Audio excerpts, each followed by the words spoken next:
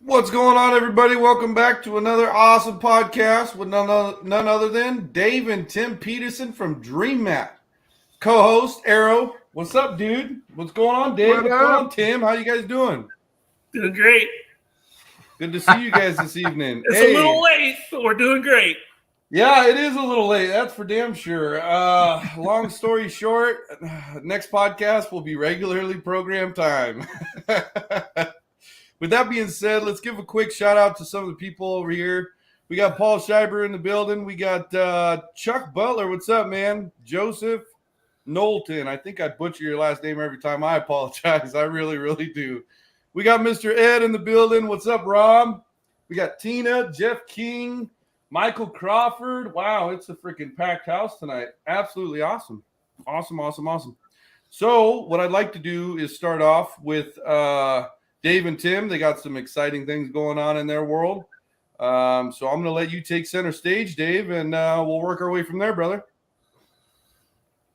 We got so many things going on. We are burning the candles at both ends. And it's hunting season. This makes it worse because it's almost like stress. There are things that stress a person out in Montana. And not having enough time for hunting season, I think, is probably the number one stressful things that happen in the household, causing divorce and other type of things like that. No, I'm just teasing. Statistics prove. No, I'm just kidding. But yeah, it's pretty crazy. And me and Tim were talking about how it seems like things kind of slow down for hunting season because there's a lot of sportsmen who prospect. And so when hunting season happens, they kind of put the brakes on for a little bit and gives us a break. And me and Tim were fighting over which Fridays who was going to take off and trade turns. We get Fridays off the whole month of November. Yeah, we alternate, and now it's like we find ourselves like, yeah, can we even take Fridays off? It's like so busy. And it's just like we're managing, but it creates a little stress. So, but we've been doing a lot of testing. And I know some folks know this because they've seen the preview video that I put out about the dredge testing coming controlled environment. We barely pulled that off before the water got stiff. Oh my gosh. Because we were so busy this summer, we set up the pools because we were going to do this controlled test.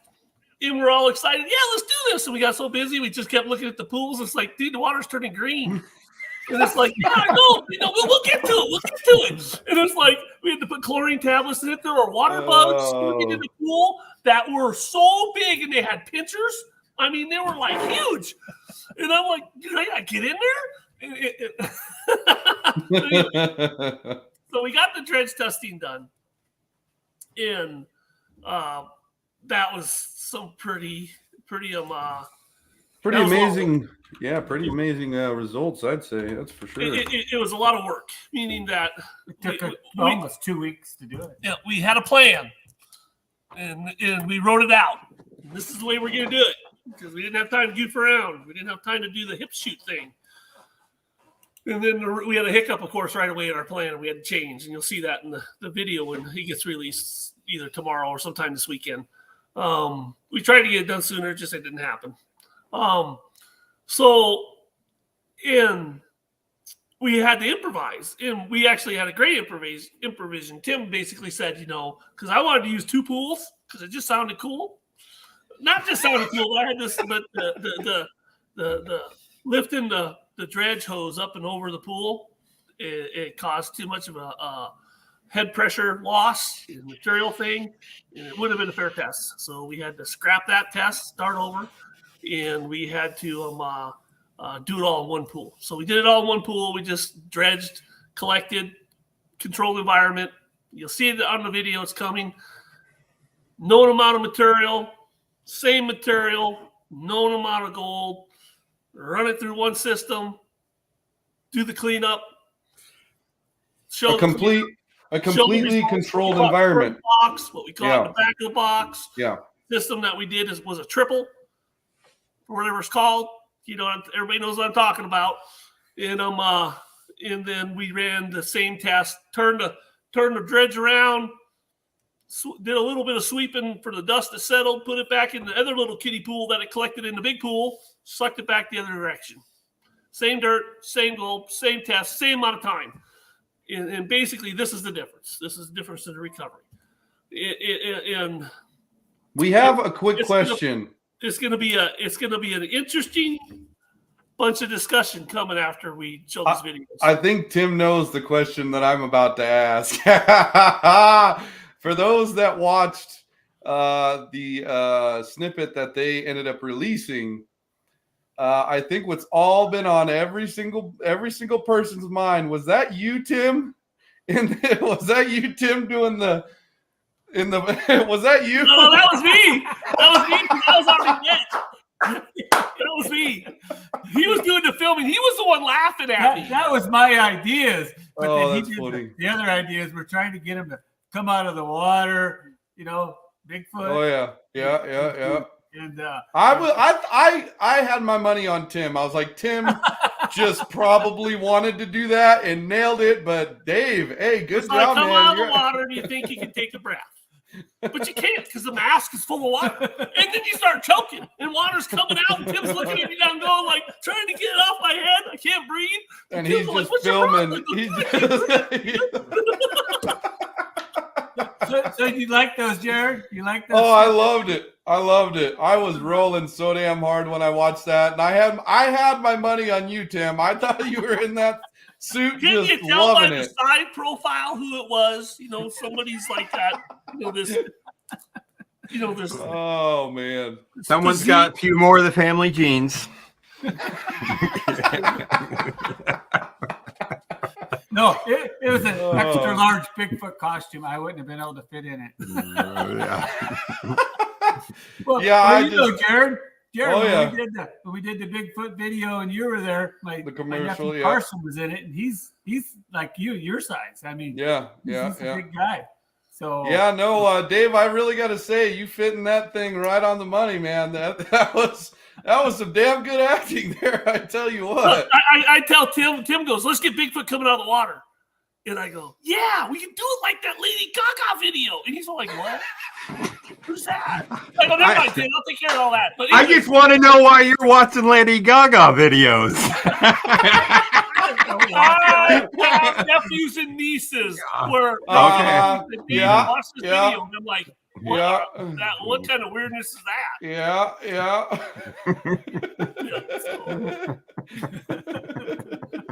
Karsten was the one who showed me that video for the first time. Oh, that's too He funny. gave me, Dave, you gotta check out this video. And I'm like, dude, what are you watching? Anyways, but it sticks in your mind. It's like, oh yeah, this is some weird stuff. And then Dave's looking at the costume sitting on the table over there, and he put two and two together. They thought this was weird. Just wait until we release this. Yeah. Did you see? You seen the bloopers, didn't you too? I don't think I've seen those. So the script has the bloopers right behind that intro. Oh yeah. Okay. Where I'm choking on the water and then trying to get it out. Yeah, that was well played. That was pretty damn funny, man. I tell you what. Now, we're on the Bigfoot theme there real quick. Is when you came up and helped us out with the Bigfoot video, Jared. That after we got it, it took us probably a month for our guy to put it all together. But man, that thing turned out amazing when you were there when Carson slid down the tree. First time, Yeah, that was. That was like we were talking. That must have been angels holding them to make them slide down like that, because it was just like perfect first time. I would love to see a blooper reel. We got of that day. That would be for the holidays. We do, and we actually have. I wasn't supposed to say anything, but I will. We have a holiday snippet coming on Black Friday that we're going to put out. So when people see this, we may have to turn the chat off because we may have to just run because it's going to be really, really funny. So, and there will be some sensitive souls who will have hurt feelings because it's that funny. So I live in the Archie Bunker world where you can make fun of people and not hurt their feelings, and then we live in this other world now where it seems like if you make a joke, everybody's feelings get hurt. I don't understand it.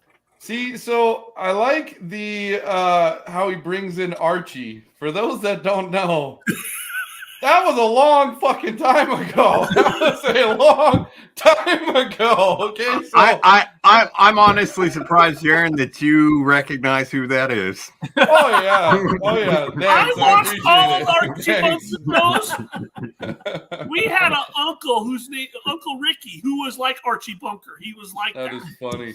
Yeah, exactly. Yeah. That is too We funny. lived in that type of era of growing up. That was the type of stuff we grew up with, so it was natural. Our generation coined the term "rub some dirt on it." You know, these are people. He's like, proud of it too. He's like gung ho. I love it. Anyways, It works. Well, we try to have a lot of fun. We try to keep it real, but and have fun. We're not trying to hurt people's feelings. Just like I was telling Jaron earlier in our little introductory thing. I was just on a trip recently, and I was making some jokes, and I thought I was funny, and I realized I'm the only one laughing. And I realize I'm hurting this person's feelings, and I kind of pinch his skin, and I go, "Your skin's pretty thin. You need to toughen up and get a little thicker to be hanging around me." You just need to start carrying a box of tissues with you, and when you're not sure, Just just be pass like, him out. Yeah. tissue? Yeah. I had to give him a hug, tell him I was just teasing. But that's just one of the things we grew up around 4 brothers. So, we weren't beating each other up physically. We were doing it verbally. Oh yeah. No, I have We got lots of practice, but I have an older brother, same thing. He used to have all the jokes right off the top of the head, man. And he just I could never beat him with the whole joke thing, right? So anytime we were around like girls or friends, or he'd always have that next level joke that just made me look like an idiot. And then, I kind of grew up with thick skin, and now I'm right on the punch with the jokes, just like my brother was. It's just, you get older, you get quicker. Yeah, different. Not so much about running away from people when they're trying to get you, but but with the lips, you're a little quicker at the comments. Oh yeah. Anyway, so the dredge testing is going to be something that another thing too is my brother Tim. This he's a very conservative guy, not conservative meaning like liberal conservative, but conservative meaning very cautious. Is plan things. We don't wing things. And I remember he came to me and said, "So we're going to do a pre-test? We do this dredge test to see what the results are?" And I go, "No, we're not." And he goes, "Why?" And I go, "Because it's going to be real. We're going to do the test, and the results are what the results are. We're going to show people what the results are, because it's just going to be real world testing. Because they got to be able to mimic this out in the field. We can't. And Tim's all like, "You sure you want to do that?" And I'm like, "Yeah, let's do it." And boy, after we did it, I was just like, "Oh my gosh, this." Well, today's the day, day and age where I think everybody's on the edge of their seat, excited for it. To be honest with you, I mean, in the video editing just takes some time because we got some little, we got to bubble wrap it for folks. That's essentially, you hit that right on the head with that one. That's for sure. But we're gonna have some fun with it, and then we're also, besides the dredge testing, which is coming, that's gonna be great. We got some stuff we've been busy with as far as we've been doing some developing some partners in the mining industry, and next year we're going to see some of that. We're going to talk some more about it then when it happens. But we got product development and we got partner development happening. Wait! You can't. Hold on, Turbo. You're feeding us too much good shit, all in like one. No. Let's back up just a skosh here. This guy. How far you want back up? Jaron likes to romance it. When I have conversations with Dave, we'll be on the phone for hours. I'm like, all right, hold on. What did you say again? And then we'll go over it. And then that way I can properly digest it. And I'm sure there's other folks here that's in the same building. No worries. But as far as business partners and things like that, what are like some of the? Can you go into detail just a skosh as far as we have some individuals that have lots of experience in the mining industry, and they really like what the Dream Mat's doing, and they're tired of testing it. They've tested it enough, and they kind of feel like now it's time to start getting this moving. And it's got solves lots of problems, saves them time, saves them money, increases their recovery. And with that also, we got some new products that I have been waiting for somebody to champion this is what I would call it. Somebody, because I'm not a miner. Dave's an inventor. He invented Dream Mat. He's a prospector. He knows a lot about, engineering stuff, and fabrication and stuff like that. Engineering But stuff. I'm not a miner. I haven't been digging and playing in the dirt, running a dozer. Broke most of my life, stranded in Alaska. Haven't had all of that happen to me yet, So I'm just teasing. I'm glad wasn't like that guy in the last episode of Bering Sea that was sitting on the bucket. Oh, man. That hasn't been me. Just Stranded in Alaska, broke. But I'm just teasing. So, but I'm not a miner. But I have been, and I always have been, right off the bat, be in contact by miners because they like to see the tech. Like the people on this last Premiers of Freddie Dodge's episode, they had my tech on that episode for whatever it's worth. Anyways, but that happened years before, so like 5 years before. So I've had a lot of people contact me, always interested in what's going on, asking questions, trying it out. And sometimes I get hit home runs, but then they would show me gold pictures and say, don't show anybody, and then they would disappear. But now we got someone that's going to stick around. He's going to hang out. He's going to help us develop in the mining industry, basically a path to introduce the product and get it rolling into the mining industry. And, of course, this person's a miner, and he's got great experience. He's got I think he's actually got more than 50 years experience, and most of it's been from Alaska. So that's cool. So we're hoping to develop some good relationships and also see where he can put the product in places to make it work, which he has some ideas. And also this new product we're talking about that's going to allow us to do very quick testing on the sites. That's going to be able to let people see really what's happening on the sites very fast. And just see where that takes us. And it's just an open door. We'll walk through it. Things take years sometimes things take months, and we're just going to enjoy moving through that door. And it's exciting that this person wants to be involved in it. And so that's cool. So that's happening. So, and that hasn't took up too much of my time this season, but a little bit. And so that's kind of what's been going on behind the scenes for me. Exciting. Besides, I guess now I get to skip to the next subject, which I know you're not ready for it yet. We are developing new mat products, and everybody is excited as hell for that, Dave. So, everybody got to see a little trip I took over to Michigan, and it wasn't really a pleasure trip, even though Martin, the guy I went over and hung out with, is a great guy. I'm finally calling him Martin now instead of Marty, because it was like the whole trip I called him Marty. Now I'm finally on the right page, actually know his name. Anyways.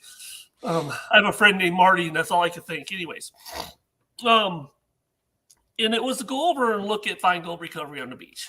And so here we had a person championing, that's what I call it, recovery.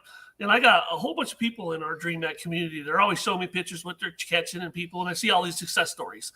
And when you see a really good success story, and right at the same time I'm developing this new product, I'm going like, I could take his material, take his gold, take his advice, do his tests, and I could mimic what he's doing. But why would I do that when I could just go over and see what he's doing? Because I could actually probably learn something and let him do it his way, and and be more of an observer.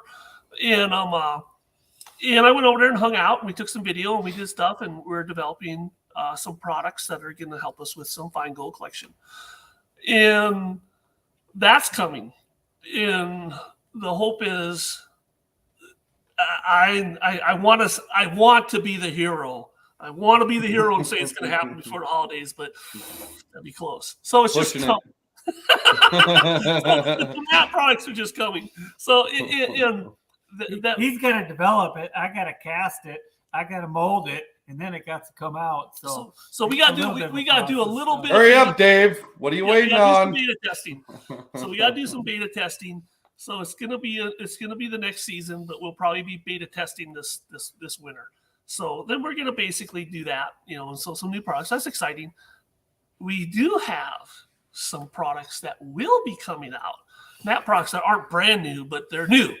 They're products that customers are asking for. We want this, we want this, we want this, and I don't make light of what people say. Yeah. Well, a lot of people say when they ask this stuff, but I usually say, okay, one person asked me this. Okay, that's cool. I do a check mark, one. 2. And pretty soon it's like, Tim's like, I'm getting tired of people. Tim will say, look over and he goes, I'm getting tired of people asking us for a snap. When are you gonna do something about this? And I'm like, yeah, we better do that. So we are gonna release some customer requests for the holidays. Dave just gave up his secrets. So now if you guys want a specific mat, everybody make a private chat. No, it's got to make sense because I've had a lot of requests for some maps, which I'll never make. By the way, I just want to let you know that. There are some maps, and Tim's like, are we ever going to make that? And I'm like, no, we're not making that. It's like, why not? Man. No, don't want to do that. No.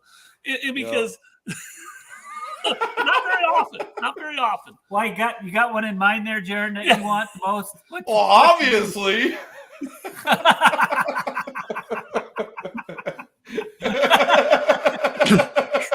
Oh, come on, Jared. Oh, man.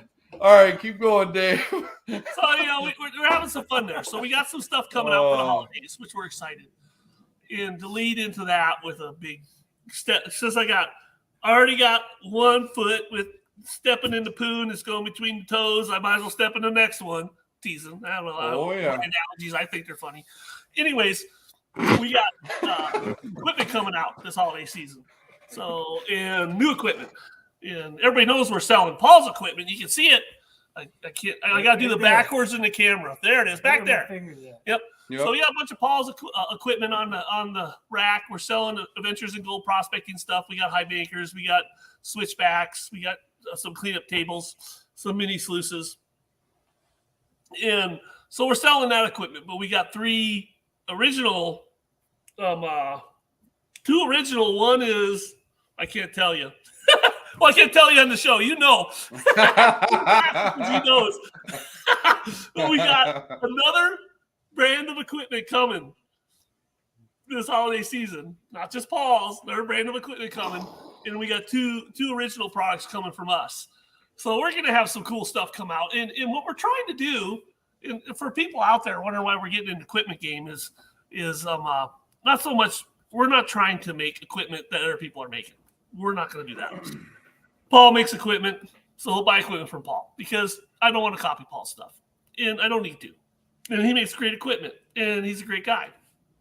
And there's some other people we're going to bring their equipment in too because I don't want to make their equipment either. Anything that we're making, nobody else is going to be making that. So it's different kind of equipment. So, and that's the way I kind of want to. I'm not trying to be all things and act like I could just start making all this, cover everybody's bases. I don't want to do that because that's what they're out there for. So hopefully we can partner with people that enjoy doing that, and then we can develop these partnerships because it makes kind of the world go around. Because I would never have a waking moment designing new equipment all the time, and plus I'd have to do. Dave, Paul's very successful. You have dream map great purists. I'd have to have all the problems he did just to learn how to do that. Why should I do that when he's already done it? Right. You have dream map purists that are going to be extremely excited to be able to whip out their dream mat this or their dream mat that with their dream mat mats and kick ass and kick ass out in the field. Yeah. You know what I mean? Everybody has their own style of how they do their equipment. No 2 pieces of equipment are the same. I've noticed that from time to time again. Casey has his little signature things that he does. Paul has his signature things that he does. You know what I mean? So, for you, it basically was only a matter of time before, you guys were able to really bring some equipment to the table that's different than everybody else's equipment. That's exciting stuff right there. We got some more coming too, but he made me pull the plug on it. I have a list. I have this really cool Dave's list of all that Dave wants to work on every day. It's called R&D. And Tim says, Dave, you got to do some real work around here too. And I go, well, I drink coffee. What else am I supposed to do? I bet it's a freaking 8x8 wall with so many ideas that he sits there probably for a couple hours first thing in the morning with his 3 cups of coffee and goes through some of them. I'm sure you do that, Dave. I'm sure he sits there and looks at it while he's sipping on his coffee, and he's like, yeah, Tim, I'm going to need you to come in on Saturday. No, I got to hit the, you got the little valve in the back of his neck here, the deflate button, Because he says stuff like, Dave, you need to do some real work today. He says stuff like this. He also says, Dave, you need to touch the product so you don't lose in touch with it. And I go, what do you mean like that? You need to help me do some shipping. Oh!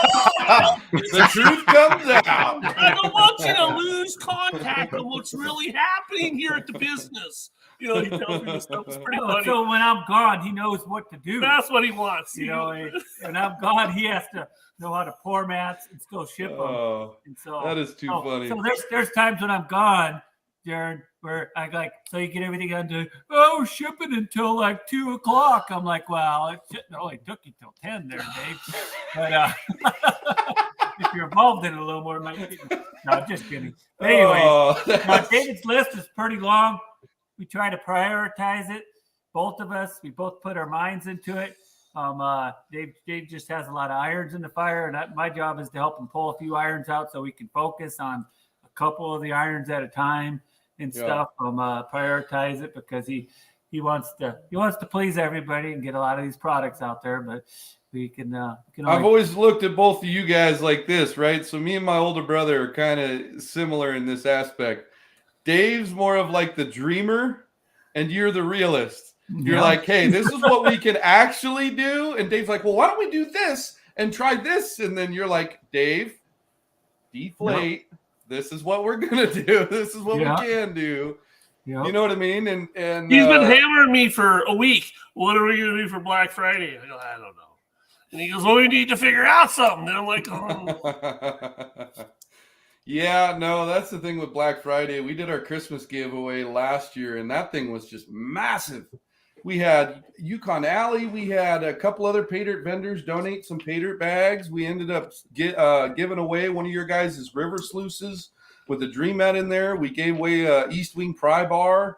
You got to get on that, Dave. I already got a list of what I'm doing for the Christmas giveaway. You got to get on there, man. Get on. You got, 3 more weeks to go. Yeah, it's close. It's close. It's cutting her close. It's cutting her close. So I had a few other questions that I kind of held to myself on the pre-show. All your notes on toilet paper? I'm reading this comment over here. Like someone's trying to Joseph, humor like mine over here. This is great. This is what he said. He said, why are all your notes on toilet paper? Because it's all I had to write on at the time. Well, it depends on where you spend most of your time. Oh, that is too funny. That's the most, like, that's like the best place to be is on the toilet. At least for me as a dad, that's my free time. Because it's liberating. It is. Yeah, exactly. Everybody knows from a previous podcast how liberating it is, especially for this. I have a brother. We have a brother, Kevin. We have another brother, Kevin. We were talking one time. We're talking about ideas as brothers, where we get our best ideas. My brother Kevin, I never forget this. He always goes, "I get my best ideas in the shower." And I go, "Why is that?" He goes, "Because it's hot, it's nice. There's nothing else I need in the shower, and I just feel so relaxed, and my brain can think." And I'm just like, and I'm thinking, well, okay, I said hot tub, but shower, okay. Anyways, but it's kind of funny. It's like, there's like the toilet thing. It's like, get some place where everything's comfortable and perfect, and then the brain starts, kicking in. Oh yeah, yeah. Everybody has their own special place. I'm sure mine is definitely the toilet. I don't. Well, I probably need a hot tub allocated from the company to my house because I'm thinking I can have a lot more inspired moments in a hot tub. No, I think if you whip your hair back, I think if you whip your hair back in the Bigfoot costume a couple more times, you'll probably get some more phenomenal ideas. Well, maybe you have to do the Bigfoot in the hot tub scene. Okay. Yeah, there you go. And then you have that old school like 80s hotline music, where call now if you should do something like that. Oh, I think you should do a commercial with Bigfoot in the hot tub, snuggling up to Jaron, and Jaron just looks terrified. Geez. Wow. I'll let Jaron and Tim do that one. I'll let his wife do that. Wow. Okay. All right, Errol. I got you. Got a hot tub there, Jaron? Maybe stroking his beard. I got it.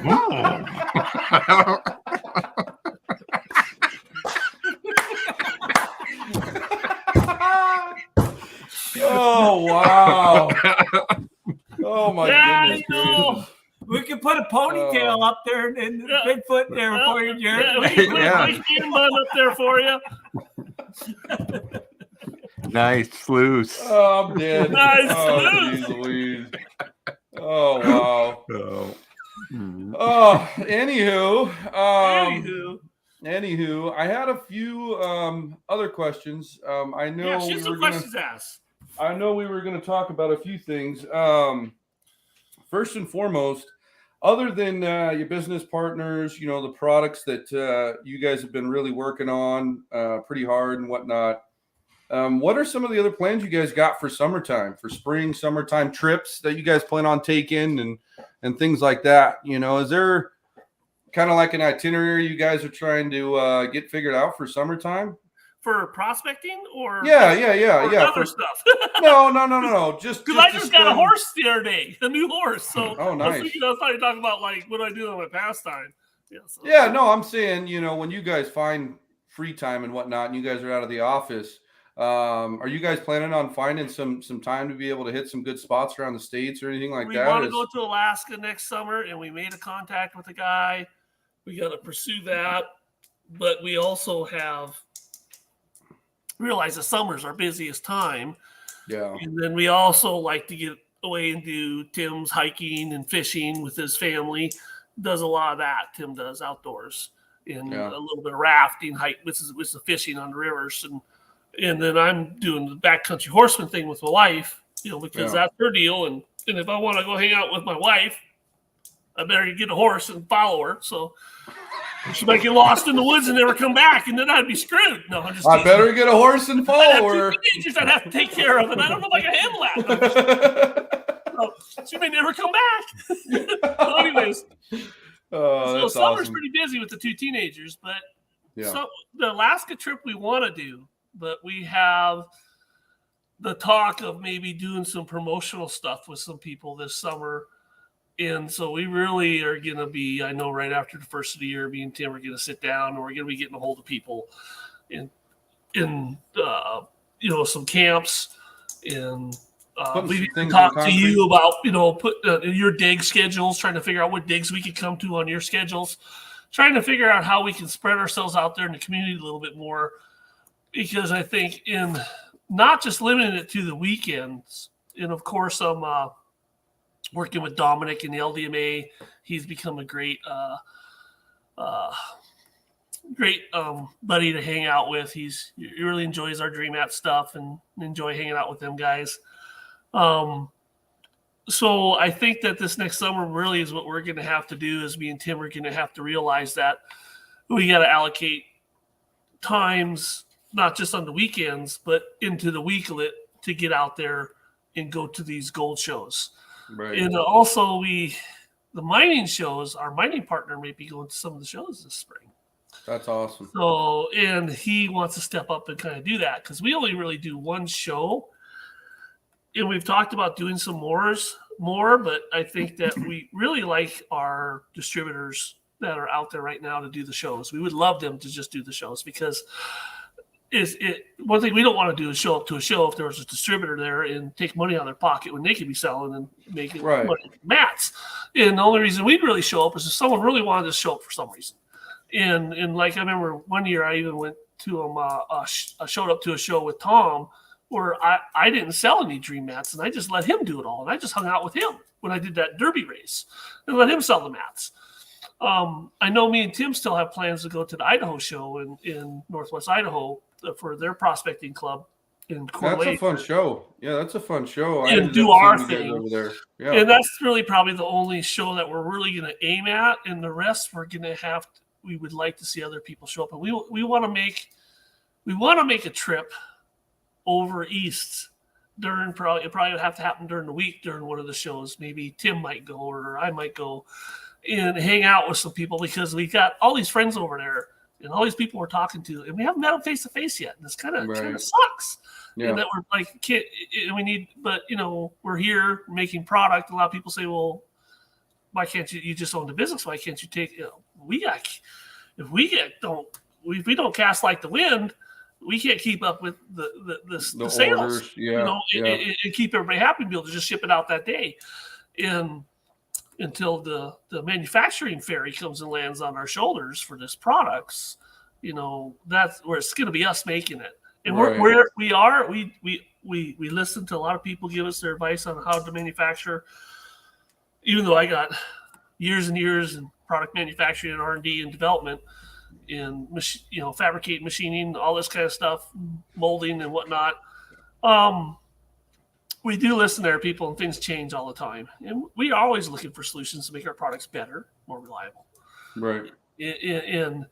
And we would love for someone to be able to manufacture our products and us still make a profit. But one of the problems is once you get the manufacturing to somebody else, they make the money and you don't. Yeah. So there comes an aspect of that. And like Paul, he makes his product and he makes the money at it. He had somebody else make it, he wouldn't make as much money. He'd be like almost like a reseller. Right. So so you got to stay somewhat in the game. And with the mats, I think that we're trying to get smarter and faster and more nimble every day. And Tim he's one of these guys. He's a perfectionist. I developed the mat casting and how it's done. I gave it to Tim, and he's just took it to the next level. That's awesome. Because he's kind of that kind of guy. His procedures, he's all about. So he comes into my casting room and tells me I'm doing it wrong. All the time. And I'm looking at him like, and then he shows me, and he goes, yeah, and I have to go like, yeah, you're right, that's wrong, and I got to do it different. You guys are your own. You guys are your own worst critics, which is a good thing because it keeps a phenomenal product coming out. And we got our challenges. We got our material challenges. With this world is changing. Yeah, you're gonna see the adventure sluices in the brighter colors again because new product, meaning the new material. Color. Whip one of them bad boys out. He wants me to show you this. We did a product sample and it didn't turn out. And he wants me to show it to you. I go, no, because it's one of the first casts. He's going to get the colors. Come on, Tim, grab one. So what happens is, we're relying on the industry around us to get these world-class products to. So, we're buying resin and stuff from people like, Nike, Chevrolet, boat manufacturers. We're top tier manufacturers we're buying our stuff from. And so none of these people we're buying from are like the guy inside the alley going, hey, let me sell you some resin. It's like, hey, ain't what we're doing. But even these guys, some of these large manufacturers, have gone out of business during this COVID, and their companies have flipped over. And we were using these people in products, and we see the world going through these struggles. But now we got this new resin, and our products are going to be coming back with these new brighter colors, and they are awesome. These guys are bulletproof, and so anyways, we got the new colors coming back, and we got some other new product. We're always just constantly trying to improve. This one.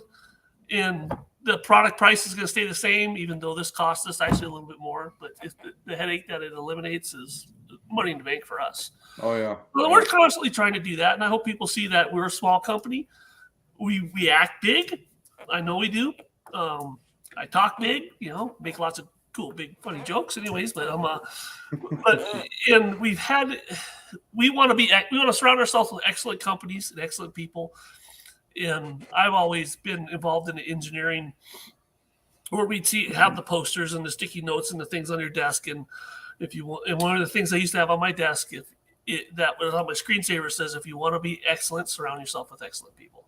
And you got to do that. You got to, when it comes to designing products and doing stuff, you got to get in with the thinkers. You got to get in with the nerds, the football stars. Don't cut it when it comes to making products. They do a good job running and catching the ball, and it's great watching them, and I love watching my team. When it comes to developing products, you got to hang out with the nerds. You could bring that back into everybody's life in general, bringing positive people around. I love the saying, and I know people don't repost it on Facebook. It's like bring the study back. Forget the man cave, but bring the study back. Open a book, open your mind, think about things.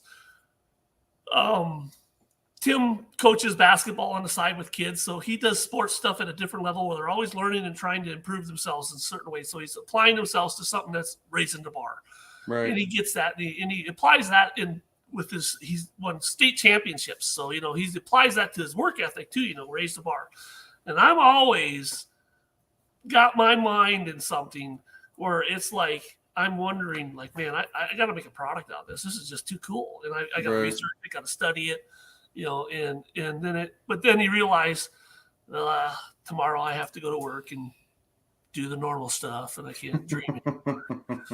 Well, I tease it. I gotta go hang out with Tim and cast mats, and I want to do cool stuff. Yeah. That's all of us. That's all of us. I got to go to work at this time tomorrow or that time, and yeah. No, but I quit my engineering job to come do this because I knew I'd love it. And the challenges here were, the engineering job was a little more stress. So because I had bosses that told you what to do, and now I'm my own boss, so that's nice. And now I just argue with my brother. So I don't really have anybody telling me what to do. I just argue with my brother. So See, but the thing is we you both guys got hearing problems. You guys arguing? You should see us. We're yelling at each other all the time. People are like, "What are you doing?" It's like, well, we both can't hear each other, so we got to yell. Dave turns around to Tim and he's like, "You could yell at me in this ear, not this ear." Well, that's why his desk is on this side and mine's on that side. So you guys can't hear each other yelling, right? Yeah, so we did it so make our good ears are on. It's almost like going back to the dredge pool. The UPS drivers would pull up all the time. They'd look at the two pools and they go, "Why are there two pools? One's David's and one mine. He pees in his. I don't know." One's green and one's clear. That's Dave's. This one's mine. We did one day. I did the UPS guy did show up one day and goes, "Why two pools?" I go, "One for post office, one for UPS." Should I jump in? And he looked at me and I'm going, "Whatever," he didn't get it. And I'm just like, That's you get to say thank you, man. That's too the funny. Bugs and stuff are floating in them. He has a hay field around the pools. So you walk by anywhere and 20 grasshoppers fly into the pool and they all drown. And then every day you're kind of scooping out these grasshoppers and they had these stuff growing on them. And I kept thinking to myself, no, I'm not going to tell you guys like it is just because it's so funny. You guys got to hear this. I'm thinking it's just dirty water. There's dirty water, out there in the creeks and stuff. And, our water's clean in Montana. But, South Carolina, their water's muddy. I can handle this. And I used to live in the east side of Montana where the Yellowstone was brown. And I'm dredging in that water. And it was hot, so I didn't want to put on a wetsuit.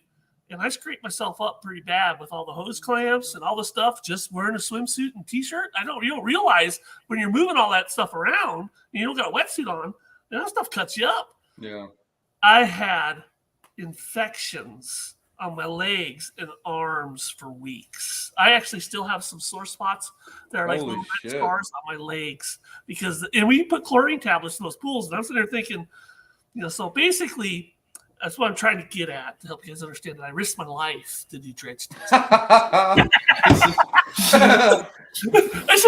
didn't even put a dredge suit on for you guys. Just a swimsuit. Oh, that's what's wrong with you. You went underwater a few times, didn't you, Dave? With the Bigfoot mask on. Oh, I did go underwater. That's probably why I got, I should be able to comp out. I should be able to some kind of settlement against myself even. Nowadays, people could probably see themselves, Oh, settle out. It was a rough evening in the mirror. Yeah. You got more questions for us there, Jeremy? I do. I'm starting to ramble about dumb stuff, so nobody wants to hear about that. I enjoy it. I enjoy every freaking minute of it. I think Evergreen Prospector said you guys need to make a bigger adventure sluice. Let's see if we can find the comment here. We've never talked about that. Here we go. Ever. He says there needs to be a bigger version of the adventure sluice, Mr. Okay, is this the guy who Prospector. glued two together? I just want to say that. See if he glues. Because I know there was a guy that did that, and I love it, man. I think it's great. So I just want to know if that's How'd the he guy. do it? How'd he do it? No, because we can't glue this stuff together. We've tried, and this guy glued them together. I don't know what he did. Yeah, so. he didn't reveal his Yeah, reveal his trick, hot glue gun or something. I don't know. Yeah, we'll wait for his comment to pop up and see what he says. He says not a big mat, a full rubber adventure sluice where I go. Weight is my first determining factor on what I pack with me. That would be pretty badass. Just like this freaking, that would be sweet. You just roll it up and stick it in your backpack, and it just does its A lot thing. of people don't realize, this thing here. A lot of people don't realize. I don't think they do. In the cleanup, you roll it into the pan. Yeah. The Aussie cleanup. Those Australian guys, man, I loved them. First time I saw an Aussie do that, I'm like, oh man, look at that. We gotta do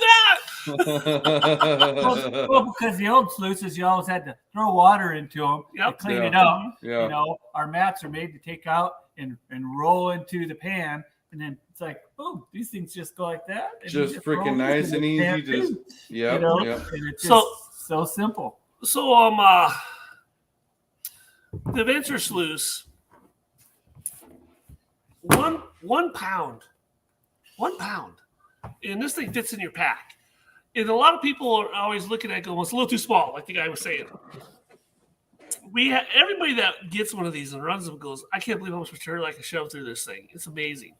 And one of the things that we try to explain to people too, that even when they buy their normal Dream Mat and they're retroing their existing box, that you're going to be able to move more material through it.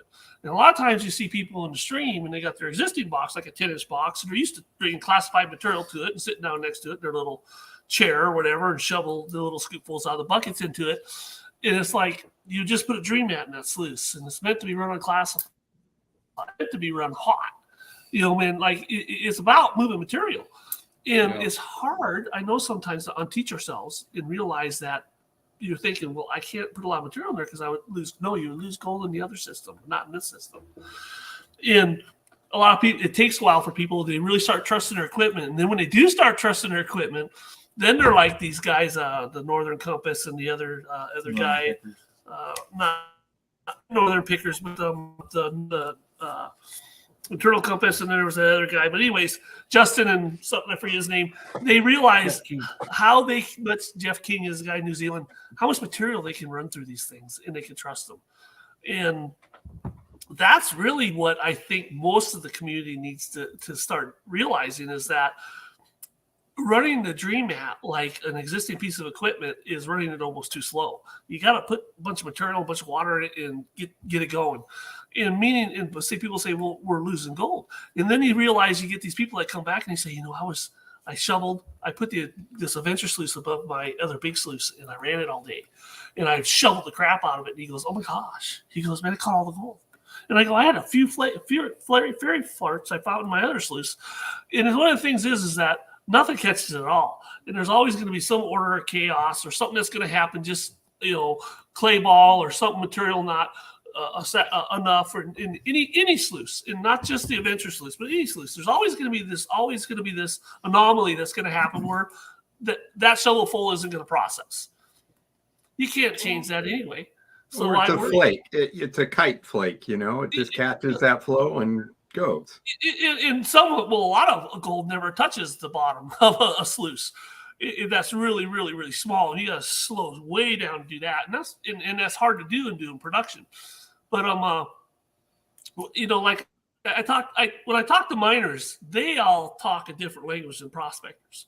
Prospectors tend to want to catch every flake, every piece, and they're willing to slow down to do it, and to catch it all. And that tends to be sometimes not. It is a good thinking, but in a way it isn't. And miners are all like, how much material can I shove through that unit today? And it's like, they're not even talking about gold recovery. They don't want to know how many yards they can shove through that today, because they know the volume game, no matter how much they're getting, always wins over trying to catch it all. Because they know if they have to slow down and catch it all, however they have to adjust that equipment, yardage or mats or anything, whatever that is, that they're going to bottleneck their production so much they ain't going to make the money, they might as well go home. So they realize that the equipment they set it up the best they can, and they realize it's about throughput. The more material, the more gold, they go home. And they don't even sweat the losses. They're not going back after those tailings ever again. I don't know how many times I've been out prospecting, and I was just actually on a trip a little while ago. A guy says, I should rerun those tailings. I go, no, you're not going to do that, not with a year. And he goes, I go, it ain't worth it, because tailings can never be as good as raw material. So there's no way it can be as good as raw material. So why rerun it? Run the raw material when you're there. Don't even think about the tailings. Leave the tailings. And if the spot's no good no more, tell your buddy about it. He can run your tailings, and you go do a new better spot and run fresh material, because that's where the gold's at. And so there's that thinking. The only reason you'd ever run tailings is if your box didn't catch any gold. Well, we sure hope our boxes catch gold. So that's the hope. So we want to run the fresh material. We want to run a lot of it, because we know the more material we run, the more gold we go home with. And that's one of the things that I emphasize in that. And a lot of people say I poke fun, and a lot of people say, I don't like the comments you make, and they might as well come out and say it. You hurt my feelings. This is what I wish they would just say it like a man. You hurt my feelings. But I'm not trying to poke fun at people. I'm trying to point that. You could offer belly rubs on Black Friday. Belly rubs, neck massages. Neck massage. Okay, whatever. It's okay. It's all right. So I'm just saying, it's just like I'm trying to emphasize points that it's like that you gotta run the volume. And a lot of people say you're poking fun at other people's equipment. No, I'm not. Yeah. I'm trying to emphasize a constant truth that can't change. You can treat a piece of equipment like a toy, and you'll get toy results. A piece of equipment like a high throughput machine, you'll put high throughput through it. The hope is the piece of equipment we chose can handle high throughput, and it isn't a toy, and it can't handle that. The hope is we go out prospecting, and how much back I want to sacrifice that day, my machine will keep up with it. And what I've learned as I'm getting older and fatter, I don't need that's well put. Dream mat anymore. I don't need a 12 by 36 mat no more, because 12 by 36 mat means I go home and I have an hour drive, almost an hour, a little bit more than an hour drive when I get home. By that time, my body stoves up, is what I call it.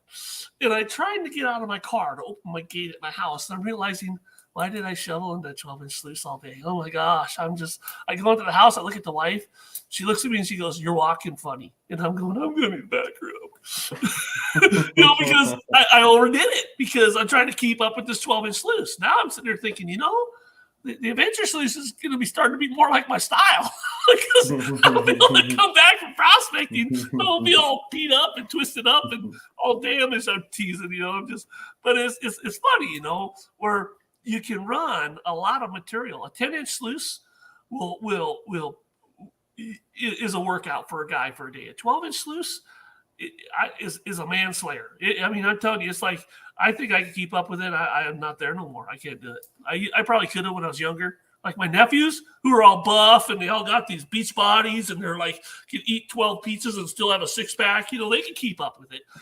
Not me.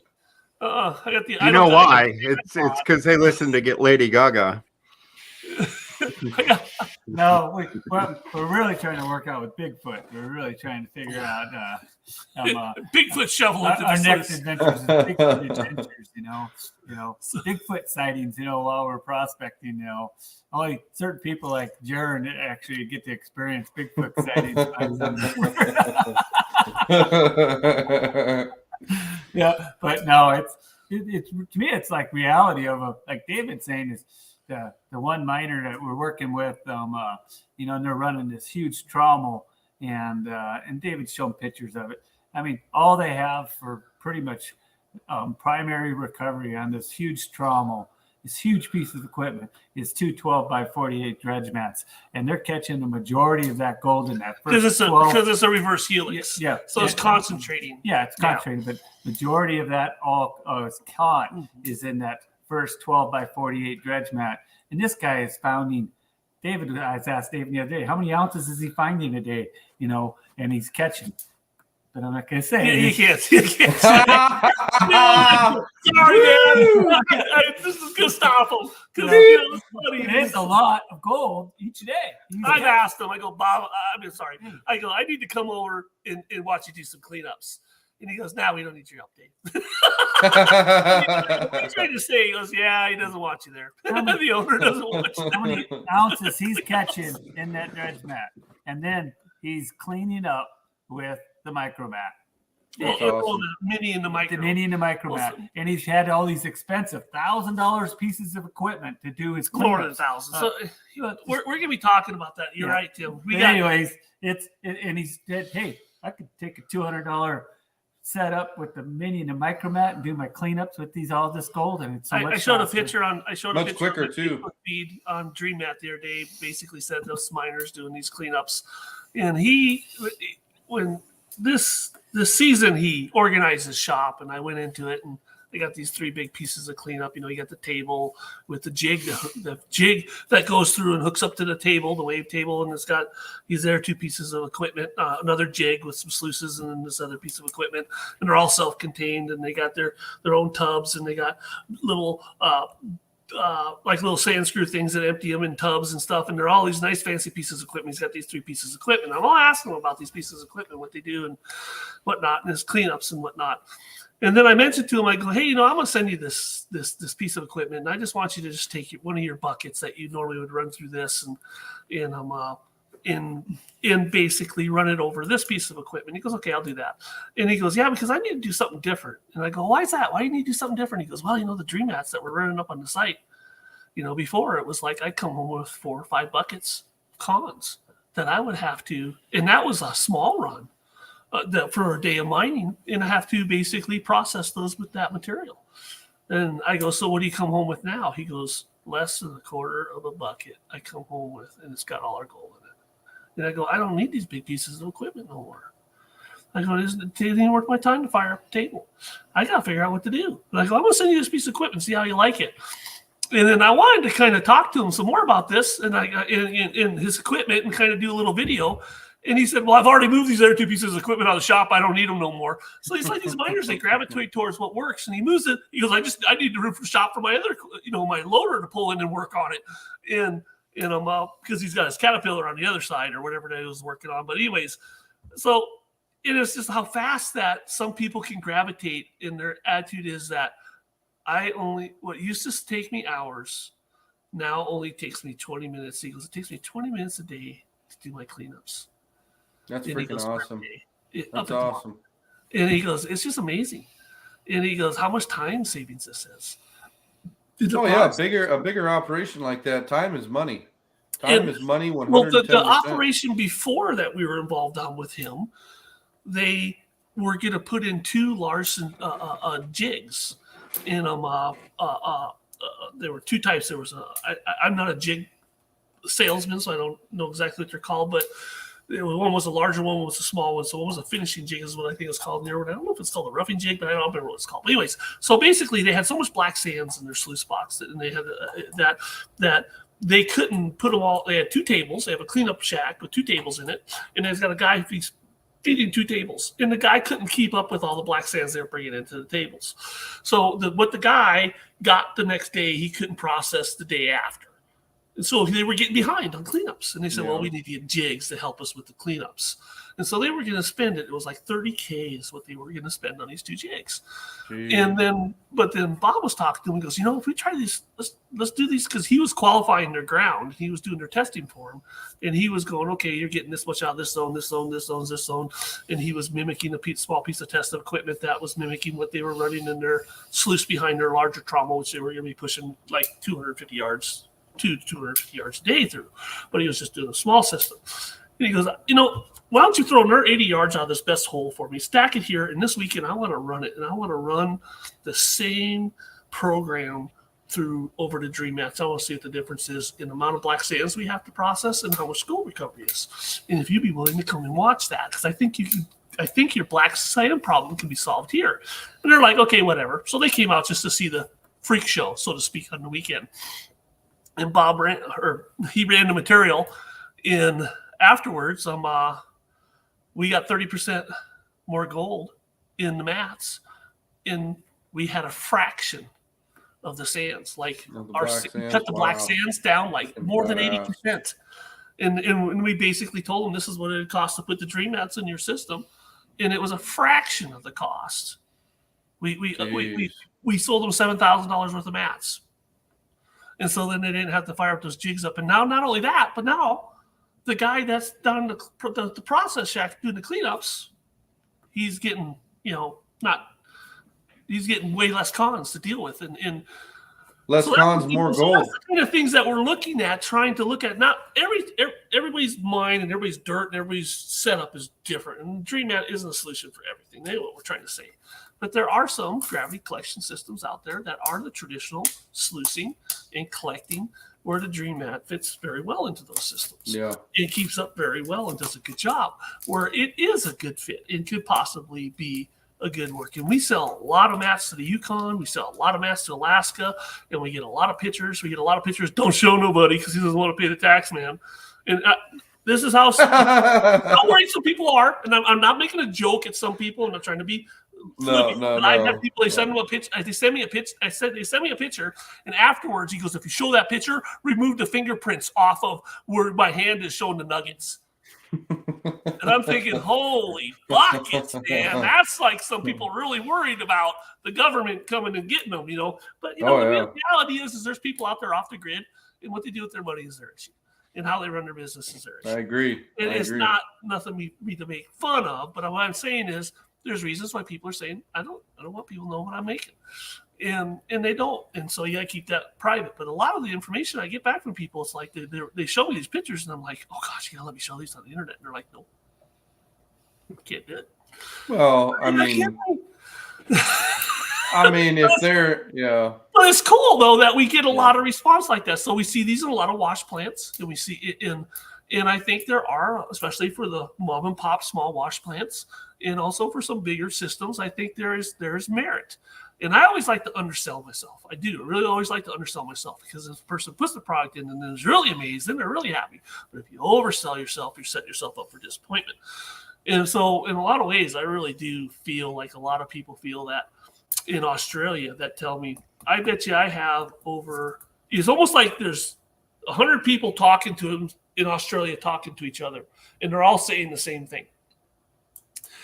And you think that, well, that person must have talked to that person because he said the same thing to me. But they all say the same. They're saying the same thing. And I can break these letters out of these testimonies. They all say they say the same thing. DreamMat is the future of gravity gold collection in the mine industry. Meaning that if you're collecting it by gravity and it's going through a sluice in a system, DreamMat's the future. And that's what these guys are saying. And I'm like, well, why is all these people in Australia saying the same thing? They're like, I'll go to the same bar, the same area, and they're all talking around the same table, but they have like this, that's the terminology they use. And I don't got many people in America saying that. I don't got people in America saying, DreamMat's the future in the mining industry. I don't have people saying that. But I have a lot of people in Australia that say that. They show it to me. I have people in Mongolia that their systems were going broke, and they were wondering what they're going to do, and they ordered some DreamMats, and they're excited because they are casting, bars of gold now, for every day's run. Before, where they were like trying to figure out what to do, and it was all mustard gold, and they were just using the trommel and just sluicing. Mustard gold is gold that's like lava rock that you put around your plants. Out there in landscaping rock, it's got porous holes in it, and so it's flighty. It takes away, and boy, they just filled the cells up with mustard gold, and they're casting bars, and it's like, wow, and they're like, man, DreamMat rocks. It's crazy to think. It's crazy to think just how far DreamMat has a reach across the world. It's mind-boggling, and being you guys and seeing where you ship mats out to, I bet you guys kind of hit each other like, hey, did you see where this is going? Like, that's that's a good feeling. That's pretty freaking phenomenal. Yeah, we got some distributors on the wall behind us, and we got some distributors, 6 more on the wall here. Just some people that sell to some other countries, and a lot of people really, really enjoy the product, and I think it fits well for We're always talking about, we're trying to compare the product to like what's out there now, and it's hard to be in trying to not dance around things, but worry about thin skin and stuff like that. But like some people compare it to like the wagon wheel to the tire, or something like that. And I go, if it's phones, it's like carrier pigeon to the smartphone.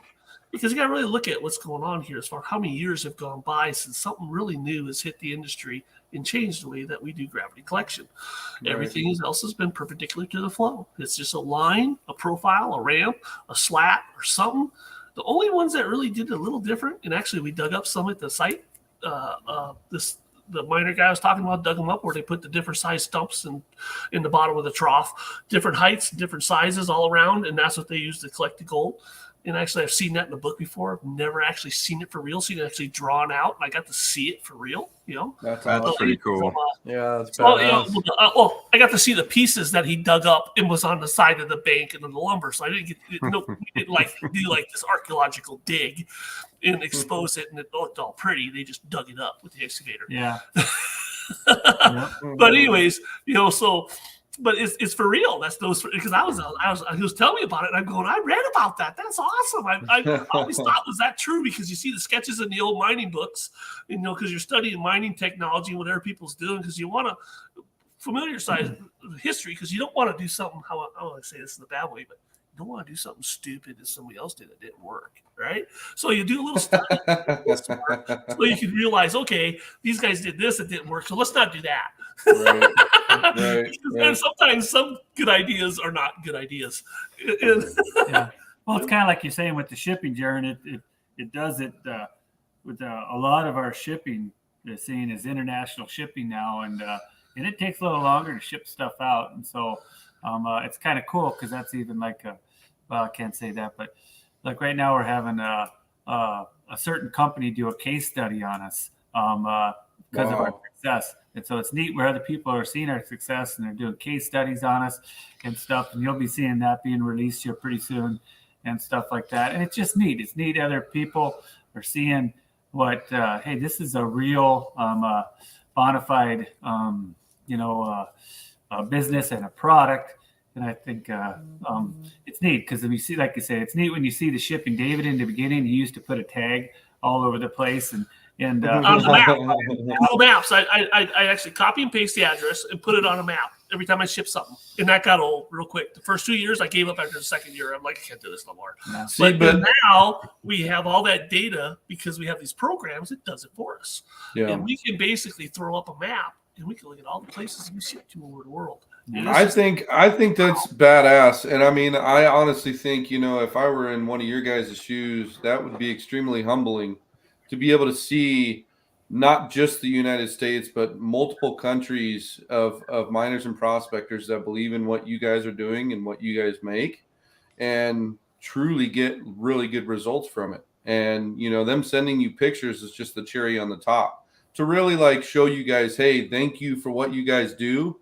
Thank you for the product that you make. And, that's freaking, I honestly think that's absolutely badass. So look at this comment over here where this guy said, I love these off the wall comments. This is the only ones I noticed. This is Joseph. We talked about this. Joseph's comment. Yeah, we talked about this on the last podcast with his salad bowl. He says, I finally got a dream, Matt. I'll just give my homemade wooden sluice away, but I'm still keeping my salad bowl, my first prospecting pan. Yeah, we were talking.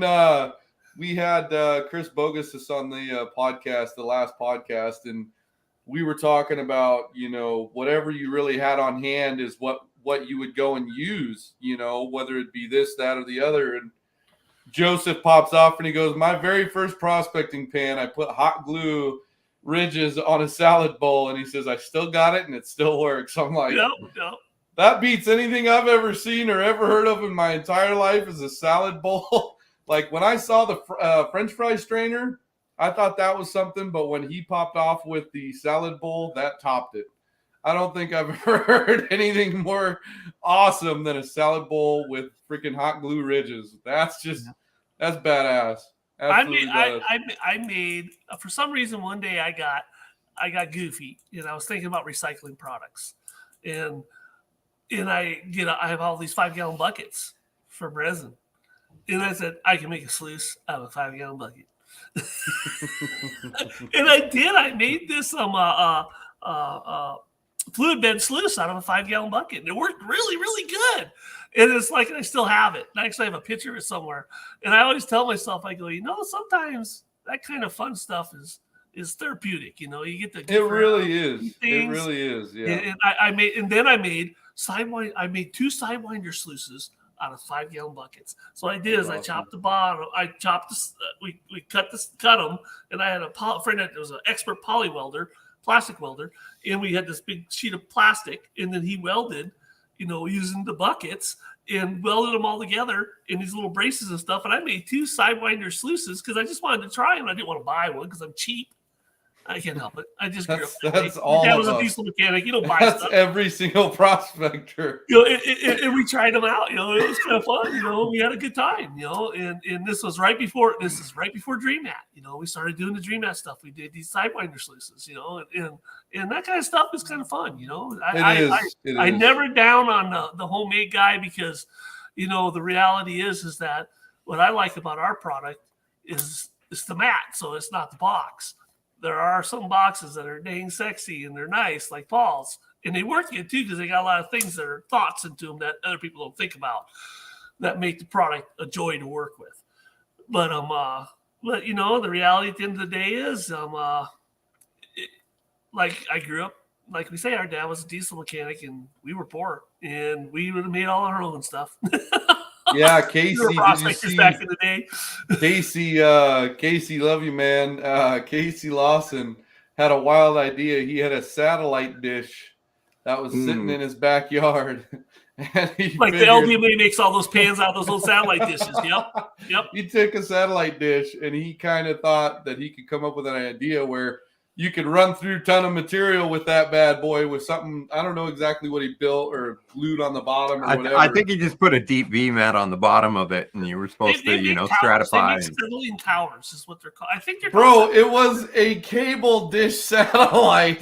I know. I saw it. No, that's not what I mean. A cable like the what do you call it? The dish satellite. I thought not like the big satellite, old satellite dishes. No, it was just one of the things they got. I saw one time, and a guy actually consulted with me from a mine and wanted me to develop product for him, which I think they were called settling towers. They look like big chicken feeder. So basically, all the material comes in the top, and it's just a tower, and then it feeds out below just by gravity and water trickling through it. And the bottom of the base actually oscillates, and it's like it shakes off the gold. And I was like going, and they crush the material that they put into it. And I was looking at this thing, going, man, that's just so cool stuff. And he goes, I need you to put some Dream Mat pattern down here for me. And then he just, I said I could do that for you, and I just have to charge you for some RD. He goes, no, I want something free. And I'm like, okay, well, that never happened. I'm trying to develop a new product for free. That's what's neat about prospecting is most of us that are out there prospecting or any outdoor stuff, you're out there for the adventure, but you're out there, we like creating things, making things, and that's what's being out in the woods is doing. It's enjoying the outdoors, but at the same time, we all like creating things. So making boxes, making other things. Sometimes it isn't just like fishing. It isn't all about catching the fish. It's just the process of doing it. But it is nice catching a few fish. Especially if you tie your own fly. It's about putting 6 or 7 different lures on and praying that next lure will catch you that fish. Yeah. One of these days, I want to build a conveyor belt out of a ladder. I'm cheap. I have lassoed a fish.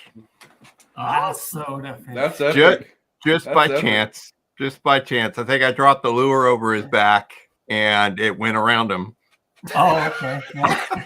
And I pulled him in, and sure enough, that hook wasn't in him at all, but I brought him all the way to the shore. That's awesome. I got an analogy. I got a fish analogy I was going to share the other day. I forgot about. I'm going to share now. This is for free. This is bonus free footage analogy here. So everybody can start rolling their eyes now.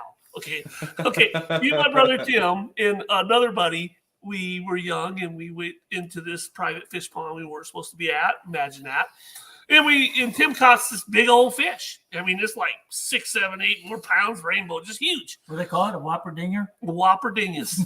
Caught the whopper dingus. Anyways, we weren't supposed to be in there. We left. We went down to the regular stock pond where they stock it, and everybody surrounds the fish and tries to catch them all in a couple weeks. And after that, there's only a few tough individuals left trying to catch the few last poor fish in the pond. Anyways, on the east side of Montana, so a little lake called Hollickers. So we run down to Hollickers, and it's late in the season. So there's just a few people down there, some old duffers down there that are retired, got nothing better to do. And I tell Tim, I go, that fish is dead. But if you put a hook really good in its mouth, and we're all talking, You wait till everybody's looking the wrong direction. You throw that sucker out there, when it smacks on the water, everybody's going to be looking over here. And you reel that fish in and pretend it's alive, and I bet you people, flip out, because all the fish they were catching were just these little dingers, in the stock pond. They'd catch them all right away. Nothing would grow up for the next year. Nothing. Yeah. They'd fish it out. And so we do this. And Tim, you guys actually he's did holding it? the air, shaking it like a spoon. Oh my gosh, all this stuff. Everybody just looks our direction, folds up their little chairs, starts walking towards us. And pretty soon we get all these people standing around us. Here's these old duffers. They sit down, they fold out their chair. They're sitting right where you are. They make a cast, and they look at us and go, "What you using?" yeah. So they're asking us. Yeah. They should have the experience. They're the oldest people out there. They should have all the wisdom and knowledge on how to catch the fish better than us. And they're asking the young kid with the big fish, "What you using?" Why? Because he had results. That's Dream Mat right there. Got the salmon eggs. We got any salmon eggs stuff out there, but it's about results. So, and there are people asking us, "What you using?" That's awesome. I like that It analogy. sounds like a sales pitch, but it's a good analogy because times are changing, and the things that used to work then they worked, but did they work as good as what we're working now? And I always argue the phone. How come you're still not on a flip phone that has no video and just has the dial-y thing? How come you got a smartphone? And they're like, because it works better. Why? Why not use what you did before? Because it worked before. Why is it okay to upgrade if it's a phone, but if in sluicing, it's not okay to upgrade to something new that's new? Yeah. Why is it not okay? It happens in a lot of industries. In plumbing, we start out with galvanized pipe, and then we went to copper and sweating, and then we went to ProPress and PEX. And guys are like, quit construction. I've seen it. Yep. Yeah, quit putting the PEX in, put copper in. Oh, now you're ProPressing. Come on, sweat. So hold on, I'm getting my threader so I can put some galvanized in, buddy. His best friend's a plumber. I worked at a warehouse before, and we would have a 55-gallon barrel sitting out there that our plumbers would fill with copper every week because of all the copper they tore out that was all rusted internally and start leaking everywhere. So all the copper they put out for years, people didn't realize if you didn't put, hard water and other stuff, how that just ended up. Yeah, recirculation lines. It just slowly eats out the wall, Yep. But so I try to make that point in a nice way about new things, but I don't try to be. I'm not trying to be slamming towards older stuff in tradition, and I love traditions. Person that. Especially, I like it a lot of times. I watch a lot of people that have been panning for years pan because I look at them and go, "Man, I wish I could pan like that." Because I suck at panning. I mean, I get it. It never fails. It seems like I always put out a YouTube video and someone says, "You need to learn how to pan." Oh, God. You're telling me? I know this. And my uncle used to do that to me all the time. We'd be panning, and I go, "Well," and he'd be looking at me and he goes, "You're losing gold." And I go, "You haven't even looked into my pan." He goes, "I'm watching you pan over there. You're losing gold." And I'm like, "Oh, man, he's just killing me." And I understand, and also, this is a sluice I've always used, and I like the traditional way of doing it, and I'm doing it for tradition's sake. There's nothing wrong with that. And I know people that are like, what you doing? I'm building a rocker box. It's like, I'm building a rocker box, right? Because I just want to build one. I want to try it out. It's going to be fun. I'm like, I'm all about that. Yeah, I love doing reclaimed lumber. Yeah. Cabinetry stuff. Why are you building stuff out of old wood? Because it's fun. We get a comment that actually plays back into that from Raymond. He says, "Hey, David, I'm cheap too. I don't want to spend cash to replace all my hog mats. You want to hook me up?" Hey, every Tuesday we try to have good sales. Well, we try. We sit and forget sometimes. I have done it before, but I don't try to make a practice of it. But I have done it before where I've had people basically say, "Let's do a swap." And if I love it, I'll let people know. And I've made it worth their while. But yeah. That's a hard one. Hog mats are. Yeah. Well, hold on. We got another good one that maybe I shouldn't show, but I just have to show. Reuse your hog mats for mud flaps on your truck. We were going to have a hog mat replacement program, but we No. knew that we couldn't do that. We go broke. We wouldn't do that. The Hog's a good product, and they solved a lot of problems at that time. That's funny. You look at the timeline and what was going on. They did. They cut cons. They had a lot of aggressive patterns in a lot of extremes, and they did some things, especially in all these different combinations, that allowed for the traditional system not to do. And it did have a lot of merit. Yeah. And it's not a bad product, but we're looking at the we have a fundamental basically concept where all these lines are perpendicular to the flow, and they create all these same types of flaws in the collection system, which creates migration. So you can't put lines perpendicular from the flow in any shape or any form, slats, hog mat, Hungarian riffles, whatever they are, and not have a rolling vortice that pulls gold out of your sluice box. It's impossible. So knowing and understanding those physics and being willing to admit that this really happens in a box, you can do it with time photography, you can do it with whatever, you could do it with your collection and all this stuff. You can see it migrate through it. It happens.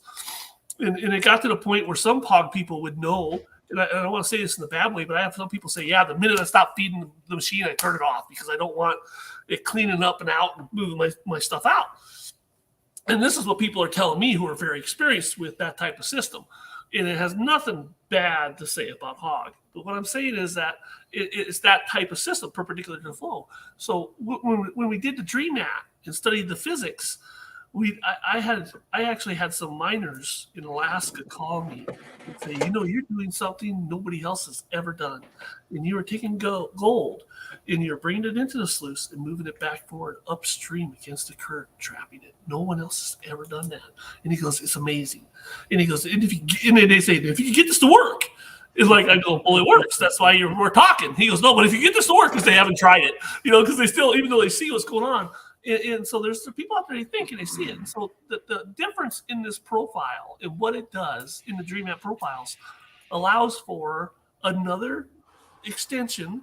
And it's like the flip phone did everything a flip phone did, but now we get to see a picture on a smartphone. So it's like adding the picture. It's adding that one extra step. And one day someone's going to come up with another idea that's going to be the next extension, and it's going to be the next best thing, because you can't stop change, and you can't stop innovation, you can't stop people making better products. I think the best quote I ever heard was, success is the best reason for change. What is it? Success is the best reason for change. Yeah. I think it was CEO of Toyota, so that kind of sucks too. I like results. Results have got a rule. You got to look at the results. Is it catching more? Yes, it's catching more. Okay, let's do it.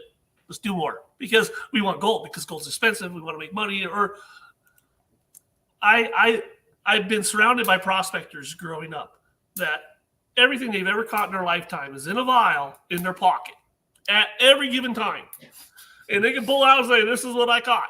And it's like, well, how many seasons take you to get that? Well, that's all of them. Because the gold is so small in the area and it's so hard to catch. And it's like, and now I got prospectors, like I just went with the guy Martin, and I hung out with him, where he got just totally just lambasted by a bunch of bad comments because he told some people how much gold he caught in a weekend. And they all called him a liar. Yeah. So you're lying. There's no way you caught that much gold on the beach in one weekend. Nobody does that. He goes, no, I'm telling you, this is what I caught. What was his name again? Martin.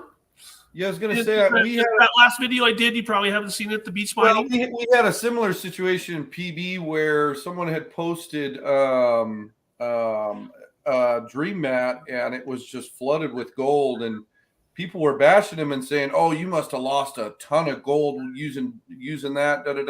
And I think that might be the same individual. If I'm not mistaken, it was they were using mini mat and micro mat for cleanup. I could be wrong, but he was doing primary recovery on the beach with the cube, and people are basically saying I have a good day on the beach, I'm catching a couple grams, and he goes, man, I pulled an 8 gram weekend, and they're like, no way you didn't, and he goes, yeah, I did. He goes, there's no way you were out on this Lake Superior and you pulled 8 grams in the weekend. He goes, yes, I did.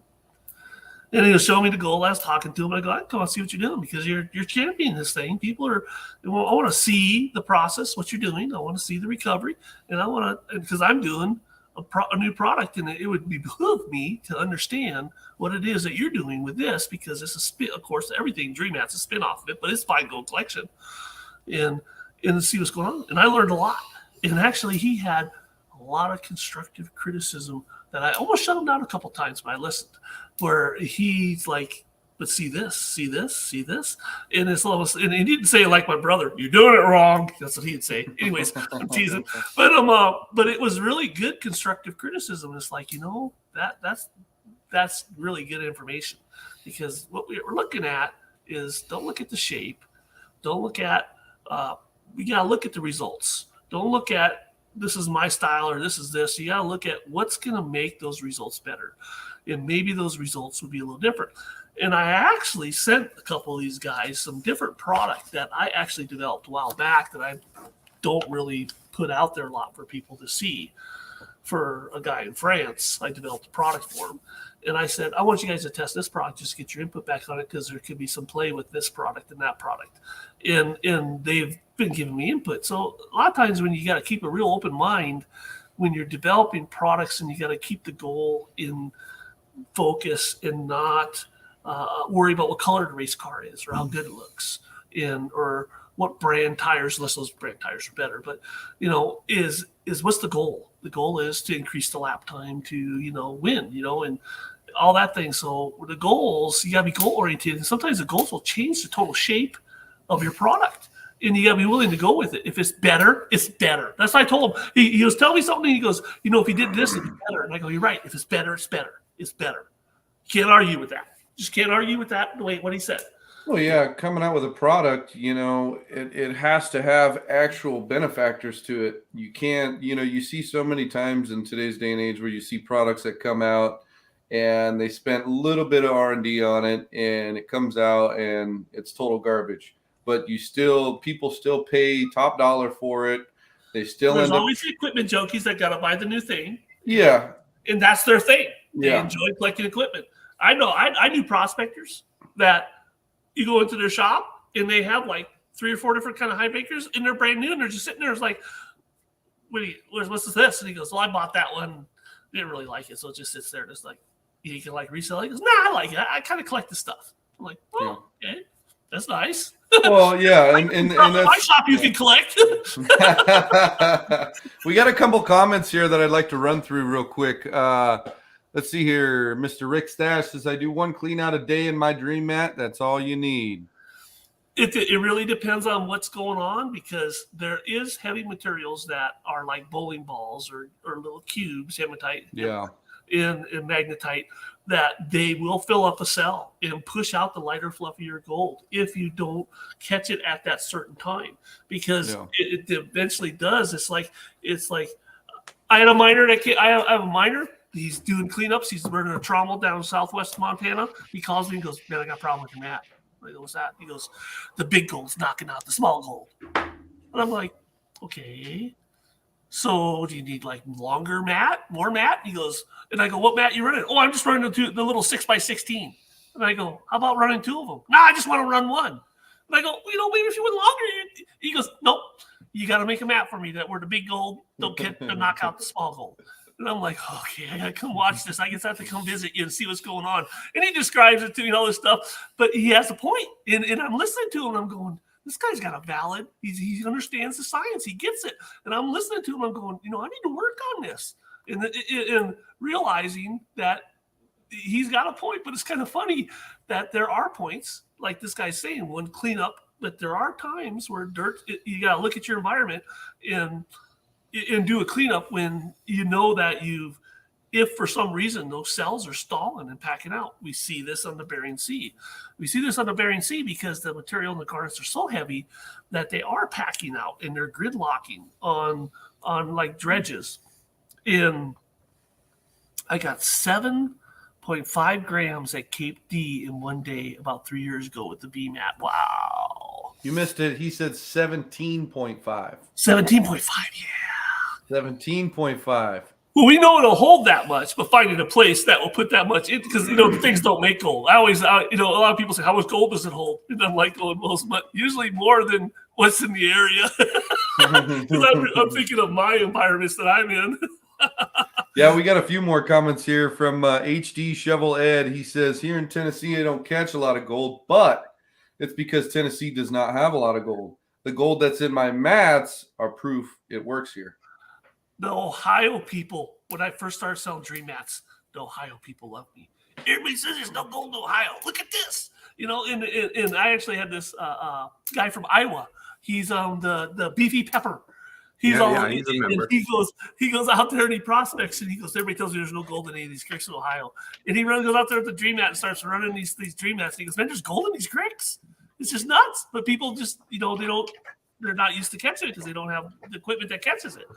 And that's the other factor with dream mat that's different than a lot of people. I know I've said this before, people have heard it, but if you have a certain system, it's only going to catch certain types of gold because that's all it can do.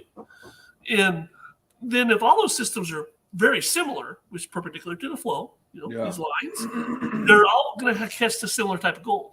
But now we introduce a system that is doing it totally different.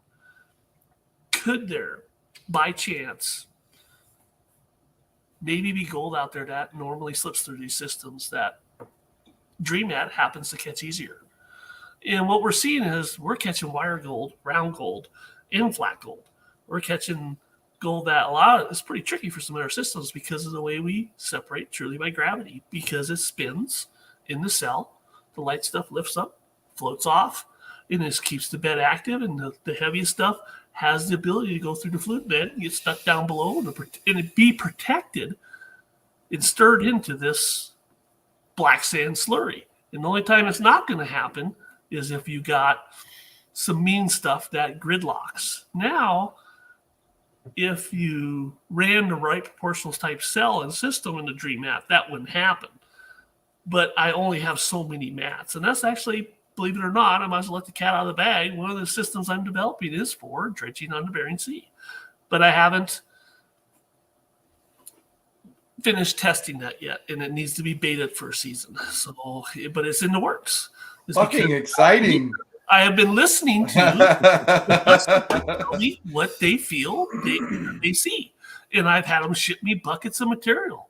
And I've run the material, and I'm looking at what they're seeing. And maybe one of these days I'll get off my butt and go up there and hang out for a couple weeks on the Bering Sea and see what's going on.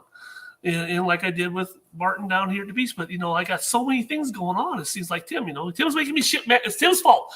I'm not out doing all this fun stuff because he's making me work. So everybody just needs to write the dream. He's making me work. This guy. Enjoy himself and let Tim do all the work. And then we'll be all good. He's making me work.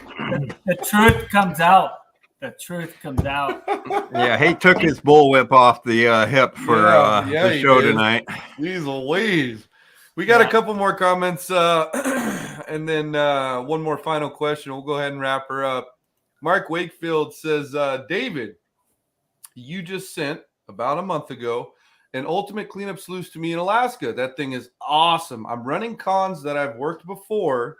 It finds the smallest of gold that I missed. That's awesome, Mark. Dennis Dayton, I sent him an 8-inch mini mat. 8x36, and he had a 7-inch little sluice thing he made. He goes, I'm about to cut this thing, so I sold it to him cheap. And I sold him a mat that I actually had already used once before. And he runs it, and he goes, you need to hurry up and send this to me because I have all these cons I'm getting ready to dump on my driveway, and I want to run it a little more time, see if your mat catches anything. And he flips out. And then first thing he doesn't flip out nicely. He calls me and goes, you suck. And I'm like, what does he suck? He goes, I usually run my cons through the cube, and then I got this thing, and all blah, blah. He goes, these 3 different run things. And when he's done, he dumps them out on his driveway and fills the holes in his driveway. And he goes, buddy, I had all these buckets I'm getting ready to dump on the driveway, and I ran them through your system, and I was pulling out pickers. You see that? And he makes a video, and he shows everybody, this is what I caught after it's been through this, and this. And he goes, and now I gotta go. And he goes, now all I gotta do is lose sleep at night, where I should be going out and digging up my driveway from all the cons I've been dumping. Oh, I would be. I would be. You bet your ass. And I'm just laughing. I'm sitting there thinking, because I'm thinking the same thing, because I dump my tailings that I ran so many times, and I got all this dirt, and I dump them on the driveway too. Yep. I used to fill in where I was going to put new bark and new liner when I had any divots or anything like that before I put new bark down around my whole house. That's exactly what I did. Is all my cons I just pour in there, put my liner down. All right, babe, we're ready to put bark in. Put the bark in. And sometimes when people ask us, we make a lot of large claims, big claims, like, and extraordinary claims require extraordinary proof. There's that saying, Mr. Astronaut said that. So one of the things that I always like to remind people is that, man, we have 100% money back guarantee, 100% satisfaction, and we warranty also our product for anything if ever goes wrong. That anybody out there buys a dream mat, goes and runs it, doesn't say, oh my gosh, I should have been doing this a long time ago. Send it back. We'll pay your shipping. Because that's really what it's about. We really believe we have a product. Not really believe, but we've seen it, and we've seen it in other people's that it is better for some reason, and a lot of it is the science behind it. It took a lot of science. It took a lot of science in a lot of engineering, in a lot of scratching to get to where we're at, and we're excited that people are still on the bandwagon.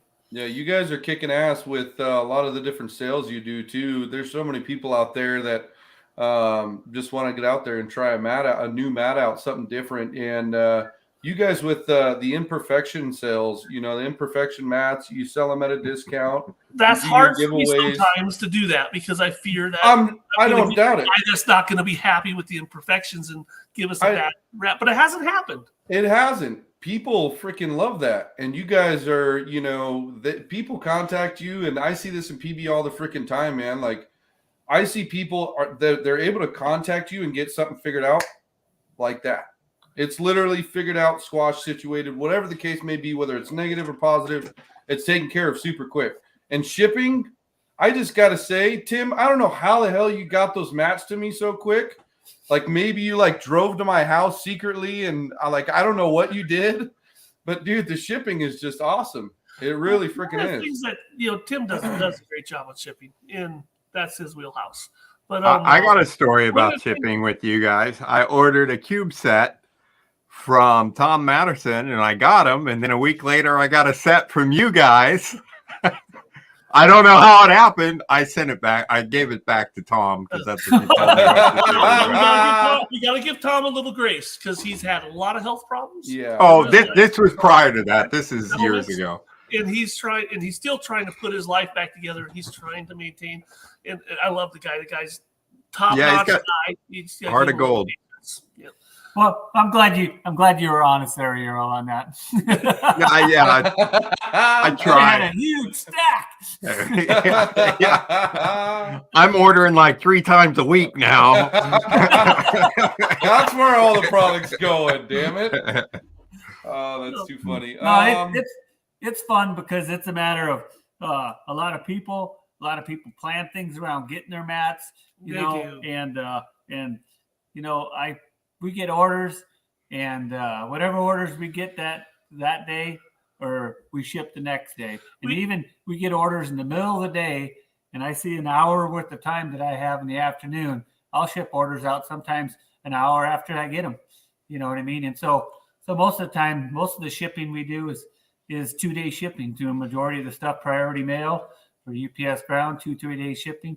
So people are always getting their stuff 2 or 3 days after they order. We had a guy just recently, the UPS, the post office lost his package.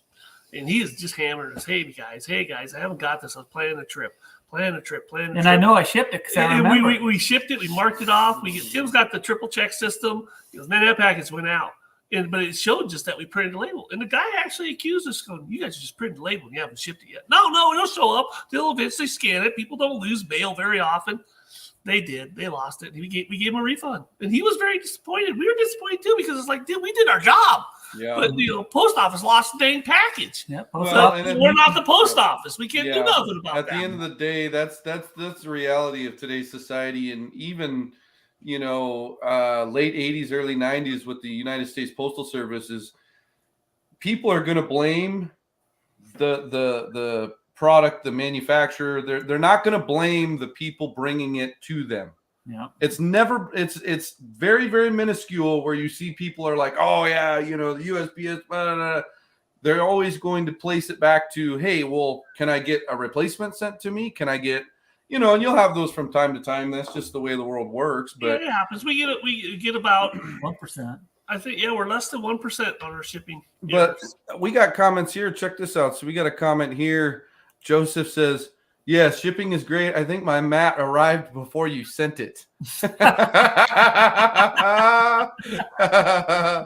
Paul Scheiber, he says, both my 12-inch mats are imperfect. They work perfectly. That's amazing. One of the things that when I do ship out the seconds, I always tell people whatever the seconds are, they won't hurt the process. It's just cosmetic. And it's hard sometimes, and I got to mark the back, a second, because I worry sometimes that someone's going to get on Facebook and say, "Oh, I bought this mat, it's a piece of crap,"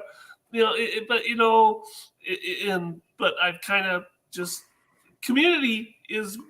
I'm here all the time answering questions, and so is Tim. And one of the reasons why I make myself so available, which a lot of people have given me advice, stop being so available.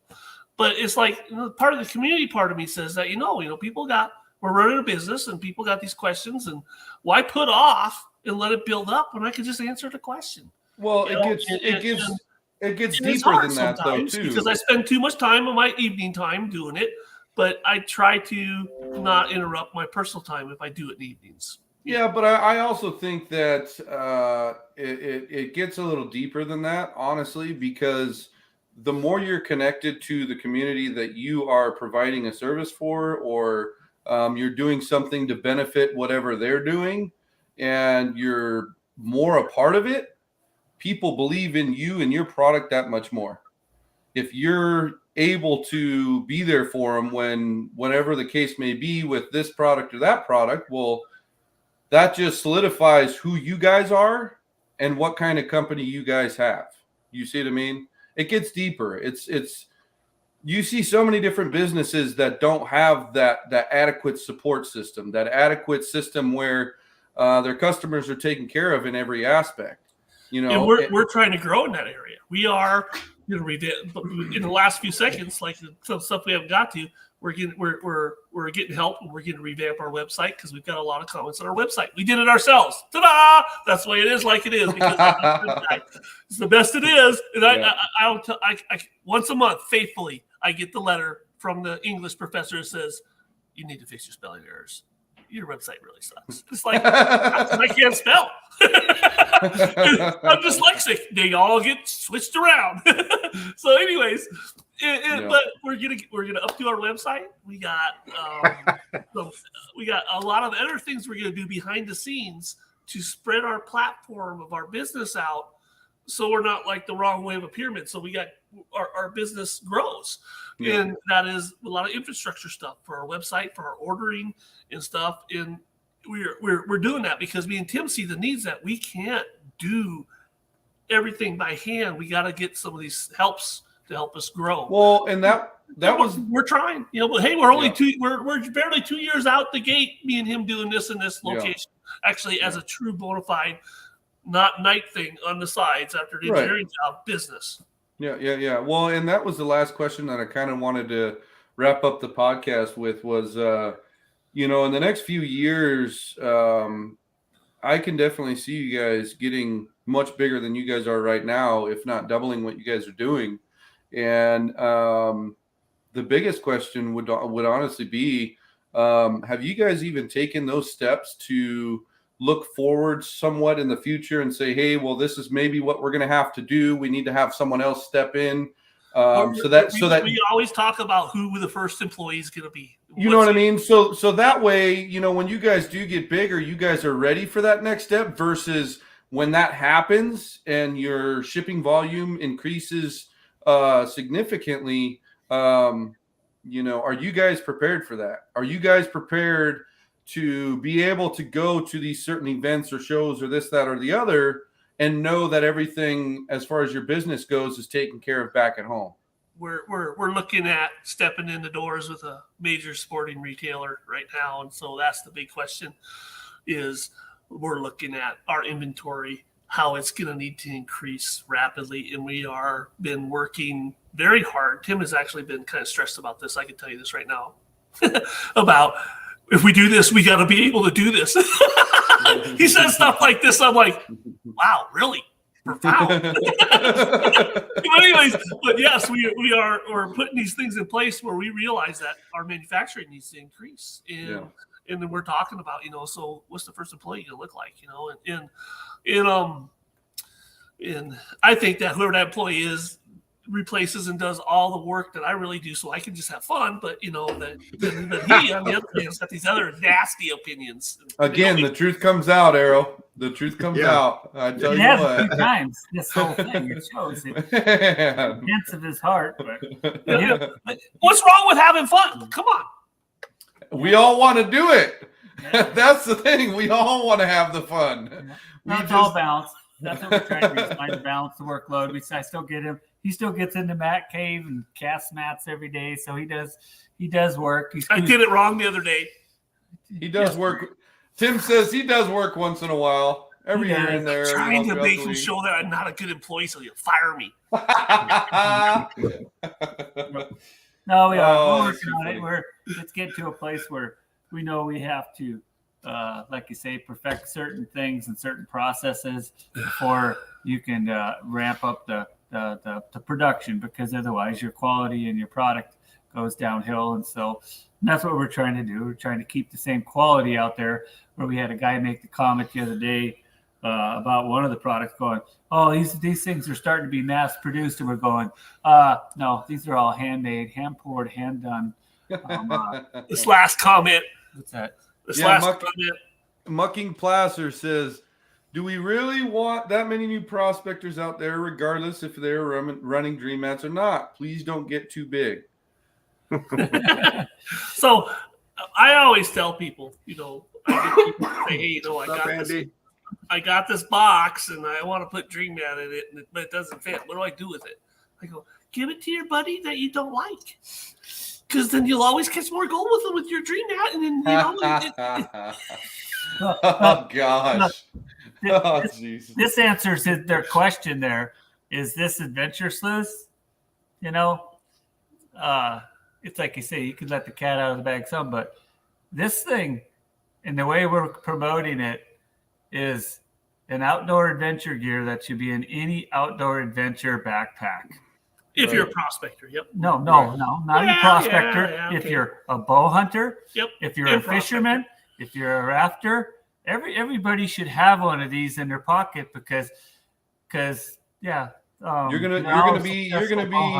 You might end up seeing some YouTube videos I've called Adventures with Tim, where I've already showed me bow hunting with this, fly fishing with this, all the adventures. So instead of Dave going out and adventuring, I'm going to be able to fly around the world, and I'm taking this little thing with me. And Dave stays back at the shop and gets the shipping done. Taking this with me. But that's our goal, is that every outdoor adventurer is going to have one of these. New Zealand stag hunt is what he's thinking. Yep. From New Zealand, I'll trade a whole pile of these for a stag hunt. And maybe some beer. Well, you know what I do got to say, Dave and Tim, as you guys get bigger over the years, I mean, obviously everybody's going to be continuously tuning in to see what you guys got coming out, and all the really awesome stuff that you guys got going on. The biggest thing that I can personally say, like from me to you guys, is always keep that homegrown spirit. Always keep that homegrown vibe that you guys have with your product and who you guys are. At the end of the day, any kind of product can come out, but the people behind it is what really backs the product and makes the product what it is. And just always keep that homegrown spirit. I can honestly say that for myself to you guys. You guys do a phenomenal job. People love what you guys got going on. And it's pretty awesome to be able to see people say, oh, the Dream Mat cult. It's like, well, once you get to that level and you hear that shit, then it's legit. I want someone to send me one of the robes, the Grandmaster robe or whatever you call it. Because I heard that actually from the first time I heard that was from people overseas. Actually, I think it was in Germany. Some German guy said those Dream Mat people are a cult, and I'm like, cult? I'm like, wow. You know man. you made it. That's You know you made it. That's pretty awesome, man. Yeah, That's you know you I made got it. some power, man. I'm like that Darth Sidious thing going on there, you know? All right. With a Bigfoot mask. Yeah, I see it on the new T-shirt. Dream Matt Colt. We got mythical creatures in our cult. Oh man, that's No, too we funny. appreciate those comments, Sharon. That's all we're trying to do here is we're real people trying to just make a living and have fun doing it and creating a great product. I'm just glad I'm able to join my brother to help make this product. But it's just, we're real down to earth people. We're not salesmen. It's not about sales pitches. It's not about. I try to be a salesman every once in a while. Yeah, he tries to be, but it's let the product speak for itself. Fail, Dave. Well- stay in the product development. I had a guy once tell me the line off the Lego movie. He goes, "That's a bunch of hippy dippy baloney." And he told me that. I was telling him on the dream that, and I was just like, I was laughing so hard. Oh, I was man. just like, good. Well, Okay. well, the proof's in the pudding, Jaron. Like you met us there at the Gold Show last year in Yeah. Idaho. Yep. At the end of the Gold Show, it's like, well, David, how much money did you sell? And versus me, and I'm like, well, man, I almost sold twice as much as you, David. he's talking too much. He's just like, Oh, you guys should make. I sold this much. Yeah. I just didn't show him all the money I kept. Yeah. See, again, the truth comes out. Third time. All right, everybody. Well, I appreciate you guys tuning in. Dave, Tim, awesome individuals. I really do appreciate you guys jumping in on the podcast this evening and talk about all the new stuff you guys got going on. I'm extremely excited. Everybody's tuned in. They're ready for you guys to make your next move on whatever you guys do. You got an awesome following, badass product. Dave, I got all your products, man. Every single spring. You gotta give away something.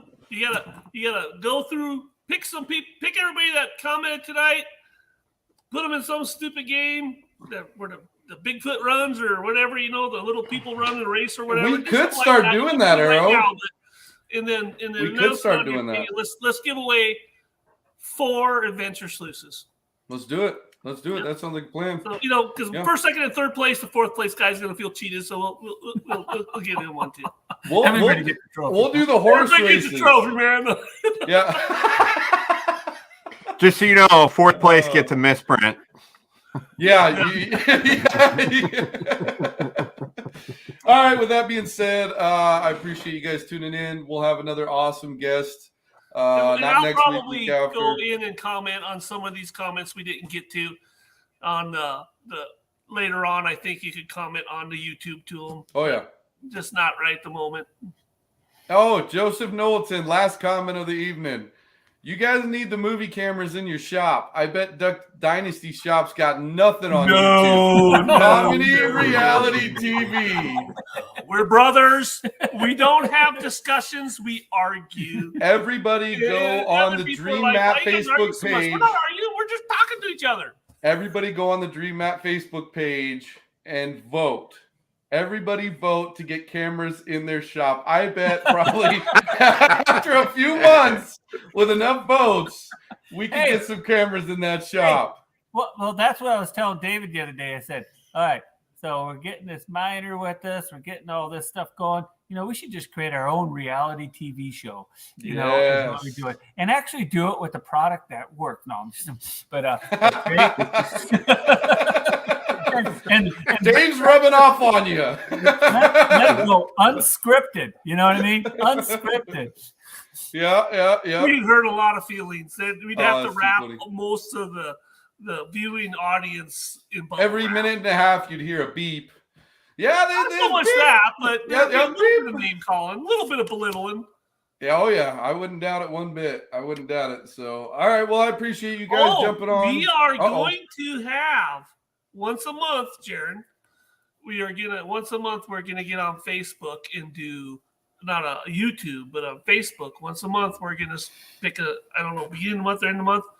We're gonna have First of the year we're going to. the first of the year we're gonna start once a month having them a little podcast on Facebook just to talk about stuff we're doing, so we don't have to overwhelm everybody. all the No, time. that's awesome. Yeah, I mean that's you're going to be able to update everybody with what you guys got going on. You know, and have some giveaways. Yeah. Yeah, we've been we've been so busy. I can't believe why we've been so busy, but I've been slacking on the giveaways. I just forget what day of the week it is. It's like, oh my gosh, yeah, we didn't do no giveaways. Believe you me, I get it. You can ask Arrow. I'm freaking trying to answer this and do that, and I forget this, and then I feel like an ass, and so it's all over the place. So believe you me. It's funny that, you know, Tim is like trying to slow you down a little bit, because I have to have that conversation with Jaron too. I'm like, dude, put some stuff to the side for a minute and let's get this done, because it's a great idea. Don't get me wrong, but we need to accomplish this first. Yeah. Let's do this with PB. Let's do that with PB. And he's like, dude, calm down, dude. Jaron, no. I asked Reel Jaron it in. Reel it in. And he said, sure, no problem. And I go, how about those shirts? He goes, oh, yeah.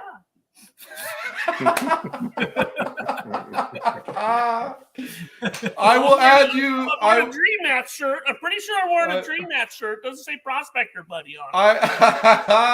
I will make sure that happens. I will get that taken care of. 100%. Dream Mat, the funnest cult there is. The unicorn cult. Oh, that is too funny. Even Rick Stash, he put a hat.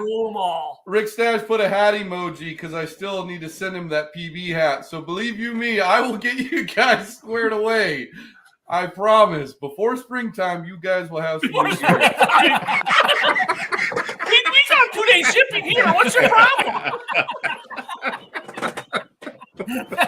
Oh, hey, you guys are the shipping experts, not me, okay? It takes me some time. So, no, I appreciate you guys jumping on this evening. I appreciate everybody here. Raymond, Ed, Mucking Placer, Glenn Silva. I mean, everybody here. Chuck Butler. He says, thank you guys. I really like this episode.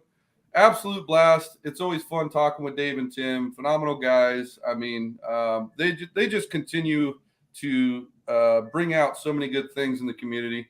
So with that being said, we're going to get the hell out of here. I'm going to get some sleep. I'm sure you guys are tired as all get up. Everybody on the East Coast is already sleeping. I'm sure of it. Other than I'm headed your way in the morning. I'm coming to Coeur d'Alene, so I'm headed that way in the morning. There you go. Hell yeah. Well, if you're close enough, I'll buy you lunch. He's gonna be hanging out with his wifey poo, doing the wifey poo husband kissing. Yeah, I don't want to be third wheel. I'm good. No, I'll bring the Bigfoot suit over. Yeah. Oh, yeah. Here we go. All right. Well, you guys have a good evening. Arrow, you have a good evening. Everybody tuning in. Buddy. I will see you guys in 2 weeks. See you guys. All right. See you guys later. Bye-bye.